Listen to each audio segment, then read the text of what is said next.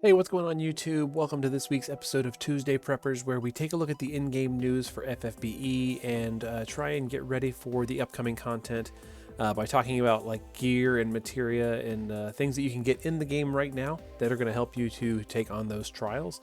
There's really only two pieces of events and things that are going on this week, so that's depending on what you're into, kind of good, kind of not. We're going to talk about these really quickly. I'm not feeling that great, so we're going to try and do it as fast as we can without me stumbling over my words a whole bunch, but let's go ahead and get into it. The first one we're going to talk about is this event here, the Viera Who Chose the Skies. This is a unit strengthening event. We've seen several of these recently where you're going to take a bunch of units from that specific series and farm up the fragments for a free unit. In this case, Blue Sky Belle Fran. What's interesting about Blue Sky Belle Fran is that you can get her for free now with Star Quartz. So I just realized there's a typo on my screen, and like I'm not even there. I'm not going to need to change it. Blue Sky Belle Fran, you can get her for free with Star Quartz, so you could theoretically have a whole team of Blue Sky Belle Frans at this point if you really wanted to. I've already got 2 copies. They're going to give us another copy here. And note that you cannot convert her into fragments, but you're going to get her fragments from doing the event. So you want to take a big bonus team and farm up against the King Bomb. The King Bomb is a demon. It's weak to ice. It also has 50% thunder and water resistance. You can use all the breaks you want. So just bring your best team and blow this thing up. Notably, it's not weak to, it's not resistant to fire.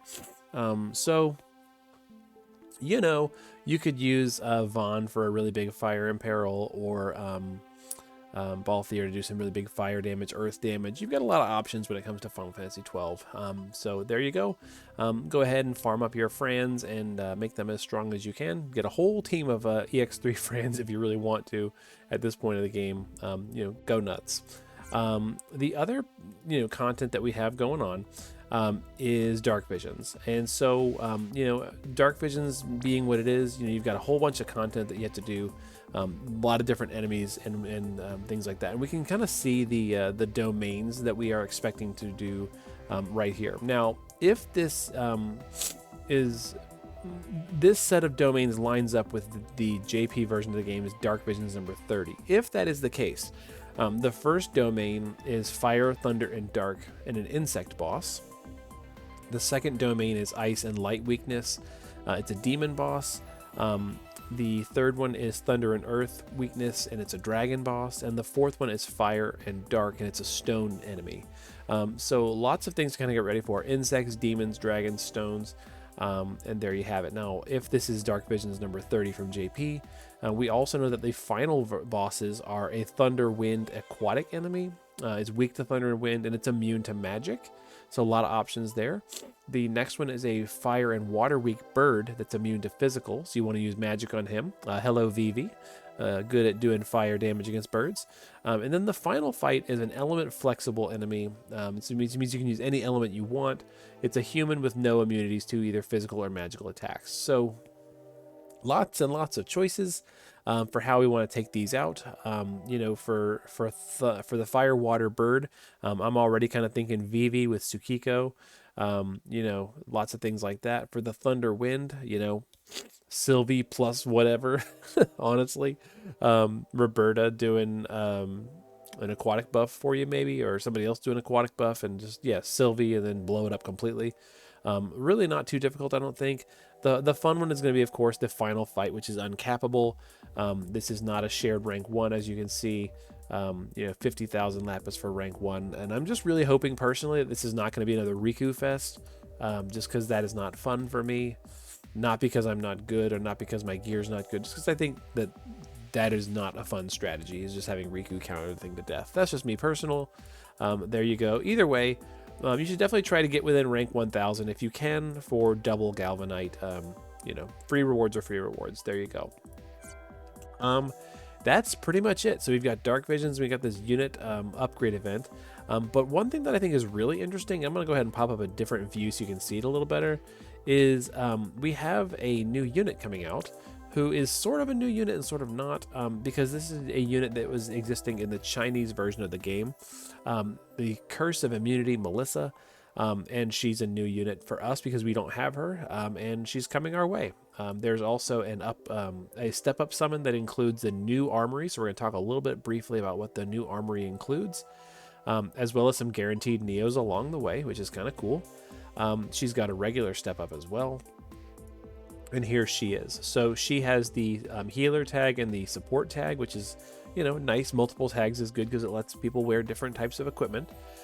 She's an SLB unit, and she's kind of got a little bit of a Roka feel in that her SLB reduces the timer for cooldowns.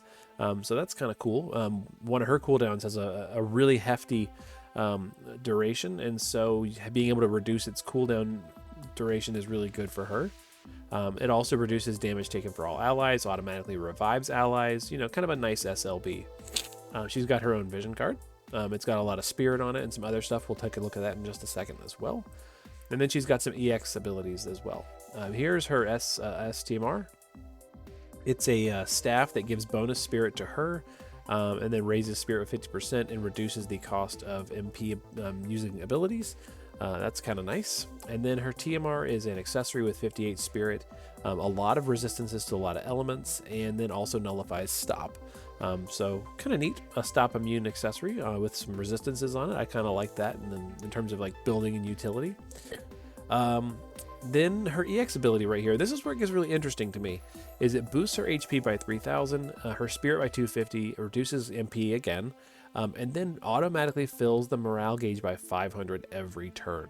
So this unit came from a version of the game, the Chinese version, that did not have Clash of Wills, did not have morale, and yet we're getting that here. And this unit does not seem to be tied to a Clash of Wills fight. So we're getting some units maybe that have morale stuff that are not specific to a current fight, which I think is really neat. We're going to start getting some units, hopefully. This will be a trend where we just kind of get generally good units for Clash of Wills that are not specific, which is, I think, kind of neat. She's also got this chronic flow. This is the one I was talking about. One use every 15 turns, but her SLB will make that go faster. It fills the LB gauge, restores MP, and fills morale gauge, and activates chronic energy every turn. So we don't know exactly what that is. We don't know what the numbers are on that, but it sounds potentially useful. Excuse me really quick here. I'm just going to do a quick little dab. There we go. And then finally, Abyssal Blessing. Now, this is 2 uses per battle, removes some status effects, adds dark to all allies' physical attacks, and boosts dark damage of LB's abilities and magic for all allies, and activates Abyssal Blessing 2 on the next turn. This sounds a lot like Sylvie. And if this is exactly like Sylvie and eventually gives a 100% AoE amp for the party, but it's dark, this is very, very nice because we don't have a whole lot of abilities that do this on a party-wide scale, especially not ones that can be used twice per battle, especially not ones that can be used really, really flexibly. And if this is a 100% AoE amp, I'm super excited for it. And I know a lot of people were really hoping to see Dioses this week, based on JP and the schedule and things like that. Frankly, I think this would go really well with Dioses, especially if she is a dark tagged unit herself, and that could be really, really useful if Dioses comes out soon, next week or the week after even, and this could be some nice synergy. Does that mean you need to go chasing after this unit? We really don't know until we see the full numbers, but it sounds like this could be a really nice unit to pick up, especially if you're really into dark visions and really into the whole dark team thing. Take that for what it's worth, worth considering. A lot of text here, so read the fine print. Finally, here we have the Armory, the new Armory Exchange 3. We're finally getting another Armory, and you can get a Sorcerer's Robe, the Prisoner's Mantle, and then 2 killers, Mythical Order or Nature's Secrets. The Sorcerer's Robe is defense 30, magic 100, spirit 40, and it boosts LB damage by 50, reduces MP consumed by abilities by 25%. I think it's a nice pickup. I don't think it's the best thing ever, but if you're going after the new unit and want to get something from the Armory, it's a nice alternative to like the Clash of Wills clothes. It's just got lower stats on it. Another one is the Prisoner's Mantle, HP 1500, defense 40, spirit 78, and it boosts resistances for 4 elements at 20%. Maybe not the best, but it's there. And then these other 2 killers, attack and magic 50%, and then killers against dragons, insects, and fairies at 75%. or beasts, birds, and stones at 75% again. Those are both kind of nice. Depending on what killers you need and what you're lacking, that could be nice pickups. I would probably pick up one of the killers rather than the robes, but as always, it kind of depends on what you need. It is nice to see another armory. Armory exchange number 3. Number 2 was really, really bad, so I'm excited to see kind of a nice one here, and potentially attached to a nice unit. Now, one could argue that if this is coming out right before Dioses, that's a hefty investment for a unit, when we know that there's a potentially good unit coming down the pipe that lots of players are going to want. But like I said, she could go really well with that unit and is not just like distracting us, because if that's 100% AoE Dark Amp, that's a nice little pickup on a new unit. So that's exciting. Let's talk a little bit about killers really quick. The main thing I want to talk about is Demon, because we know that having a lot of Demon Killer will help you to farm up the Fran fragments really, really quickly. And then as far as like Dark Visions, there are just so many different types of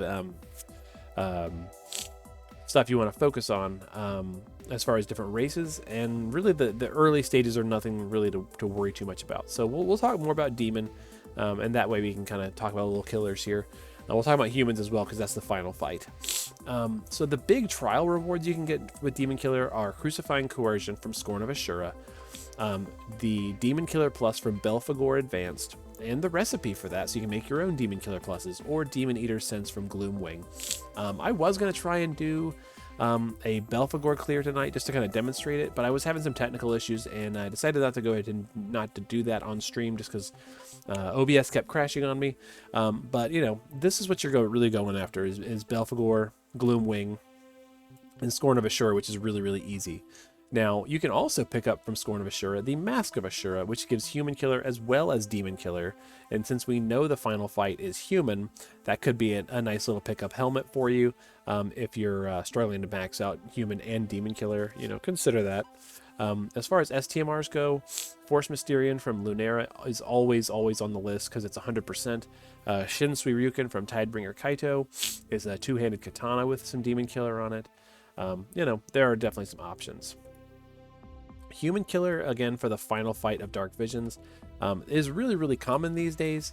The Cross Aigayan arm is a decent two-handed fist. Mask of Ashura, again, Man-Eater Sense from Scorn of Ymir, and Man-Eater Sense from Dark Dragon. Two relatively easy trials at this point, so definitely pick those up for Human Killer. Probably going to need them. And then, of course, honorable mention, Guy's Belt. Again, you can get this with Star Quartz and just like farming him up to 7-star and getting his STMR. It's really, really good for basically a free Human Killer. So definitely pick that up, as well as Weapon Specialist from Wild Rose Furion. The last thing I wanted to talk about briefly is the new Vision card that's coming out. And this is attached to Melissa. You get this at EX1 and EX3, so it's not premium. It is 120 spirit at level 10.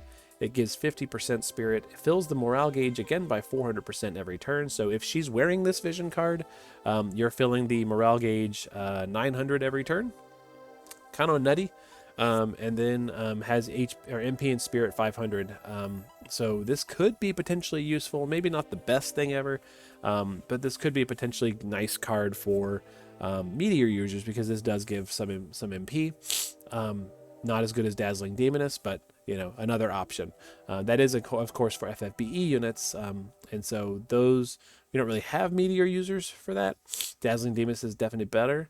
But you can give somebody just the basic Meteor spell if you just want to have them unload all their MP. It is there.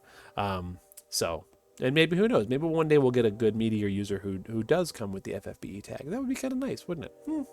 Would be kind of cool. Anyways, there you go. Demon Killer, Human Killer, those are the two big ones for the week. Put your party together for Final Fantasy XII, and let's get ready to have some fun in Dark Visions that does not involve Riku, hopefully. I'm probably not going to get my wish on that one. I'm going to go to bed. I don't feel good. You guys take care, be good to each other, and we'll see you on Thursday, hopefully without any technical issues, where we play some Dark Visions and hang out and chat while we farm Fran fragments. All right, see you later.